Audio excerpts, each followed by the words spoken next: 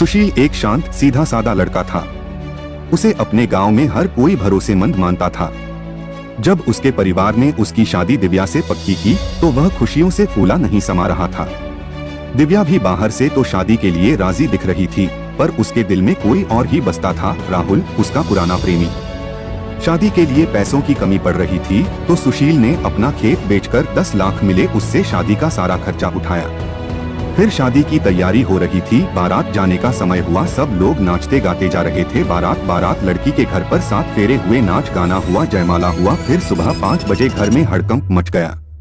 दुल्हन के कमरे का दरवाजा खुला था, सिंगार अधूरा पड़ा था और दिव्या गायब।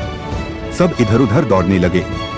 किसी ने कहा शायद मेकअप करवा रही होगी, किसी ने कहा टहलने गई होगी, पर दुल्हन के मोबाइल पर एक मैसेज देखकर सब कुछ साफ हो गया। राहुल के साथ निकल गई हूँ, मुझे माफ करना। पूरा घर सन्न रह गया। बाराती रुक गए, बैंड रुका और सुशील का दिल भी। दूसरी ओर दिव्या और राहुल बाइक पर दूर निकल चुके थे। दिव्या ने कहा, राहुल, तुम्हारे बिना मेरा जिया ही नहीं लगता। राहुल मुस्कुराया, आज से हमारी नई जिंदगी शुरू। इधर सुशील टूट चुका था, पर उसने हिम्मत नहीं हारी।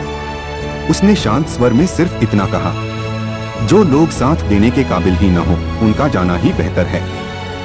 कुछ दिनों बाद सुशील अपनी नौकरी पर ध्यान देने लगा और धीरे धीरे संभल गया। वह समझ चुका था कि कुछ धोखे इंसान को गिराने नहीं, बल्कि और मजबूत बनाने आते हैं। दूसरी तरफ दिव्या और राहुल की नई जिंदगी शुरू तो हुई, पर चुनौतियों से भरी।